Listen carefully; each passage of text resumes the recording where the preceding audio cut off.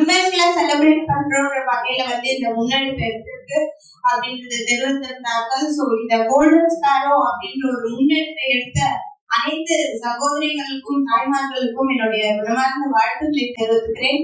இந்த golden Sparrow அப்படின்றது இந்த ஒரு இயர் மட்டும் இல்லாம எவ்ரி இயர் இது நடத்துமாறு என்னுடைய கோரிக்கையாகவும் நான் இந்த இடத்துல வைக்கிறேன். So all the very best for all the women. ரொம்ப அழகா பெண்களுக்கு ஸ்மிருதி எவ்வளவு முக்கியம் அப்படின்ற கருத்தை பர்வீனாக்கா முன்வைத்திருந்தாங்க. என்ன பேசிட்டு அதுக்கப்புறம் பர்வீனாக்காவை பேச விட்டுருக்கு. Because everyone knows how capable speaker she is.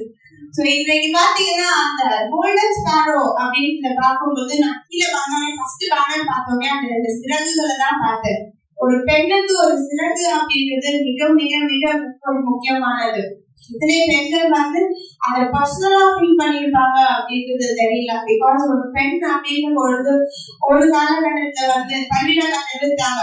ஆண்கள் இந்த மேடையில அவங்க மினிமம் 25 இயர்ஸ் எடுத்திருக்காங்க. ஒரு பெண் இந்த இடத்துல அமர்வதற்கு குறைந்தபட்சம் 1000 ஆண்டுகள் எடுத்திருக்கிறது கண்டிப்பா அது உண்மையான ஒரு கருத்து. பிகாஸ் நம்ம பெண்கள் வந்திருக்கக்கூடிய ஹிஸ்டரி பாத்தீங்கன்னா ஒவ்வொரு ஸ்டேஜுமே ஒவ்வொருமே டஃப்பான ஸ்டேஜஸ்.